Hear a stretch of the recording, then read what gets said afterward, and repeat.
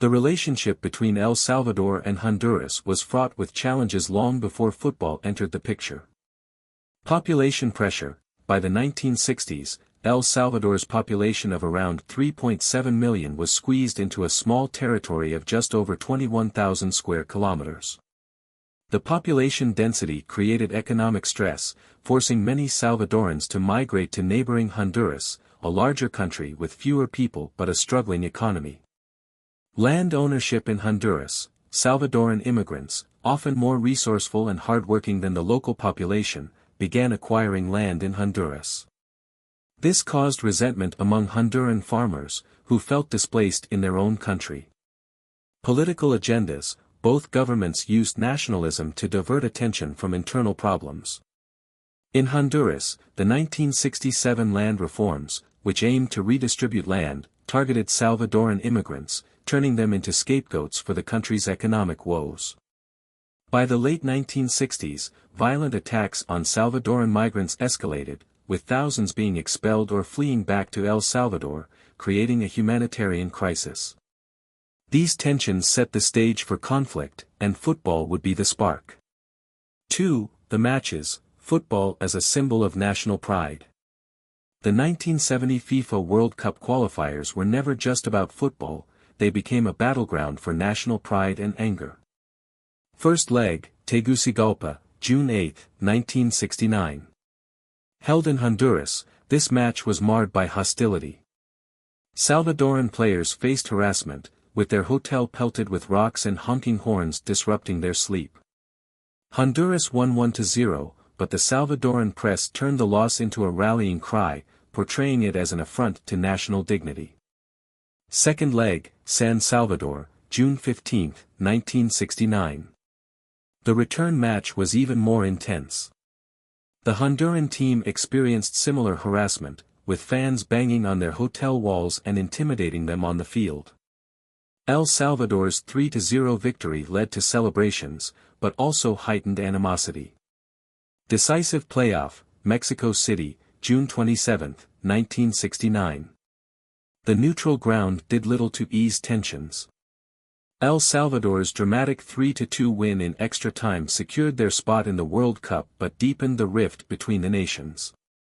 The matches amplified existing grievances, with the media on both sides fueling nationalistic fervor. 3. The final straw, diplomatic fallout and military buildup. On the day of the decisive match, El Salvador severed diplomatic ties with Honduras, accusing it of failing to protect Salvadoran migrants from violence and persecution. Meanwhile, public protests and violent attacks against Hondurans erupted in El Salvador. Media propaganda. Both governments used propaganda to inflame nationalist sentiments, portraying their neighbor as the aggressor. Newspapers and radio stations exaggerated events, creating a climate ripe for war. Mobilization. Over the next 2 weeks, both countries began mobilizing their armies. Though both militaries were small and poorly equipped, the buildup of troops along the border made conflict inevitable. 4. The war itself. 100 hours of chaos.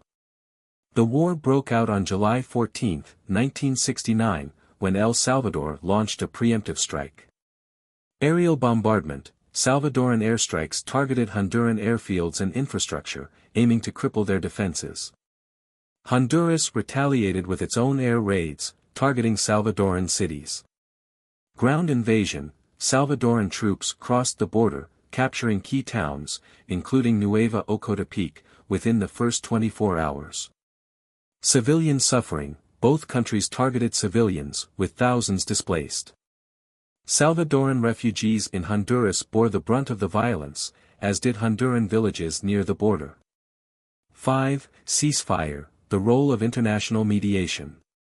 By July 18, 1969, international pressure forced the two nations to halt hostilities. The Organization of American States, OAS, brokered a ceasefire, demanding El Salvador withdraw its troops and the two nations begin peace talks. Despite agreeing to the ceasefire, tensions persisted. El Salvador withdrew by August 2, 1969, but the peace was fragile. 6. The aftermath, lasting scars. The war's impact went beyond the battlefield. Casualties: over 3,000 people were killed, most of them civilians. Economic damage: both economies, already fragile, suffered immensely. Trade between the two countries was disrupted, worsening poverty.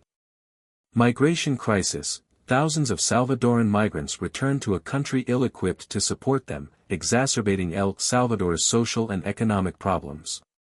Lingering hostility: diplomatic relations were only fully restored in 1980, more than a decade later. The root causes of the war, land disputes, migration issues, and economic inequality, remained unresolved, leading to decades of instability in both countries. 7. The legacy: football and nationalism intertwined. The football war is a stark reminder of how deeply sports can resonate with national identity. While the football matches were not the true cause of the war, they acted as a symbol of the grievances and injustices both sides felt. Today, the war is studied as a cautionary tale about the dangers of nationalism and the interplay between politics and sports. Conclusion: the football war of 1969 stands as one of the most bizarre conflicts in history. What began as a football rivalry quickly escalated into a devastating war, fueled by decades of tension and national pride. It's a powerful story of how human emotions and political agendas can turn even the most unlikely events into flashpoints for conflict.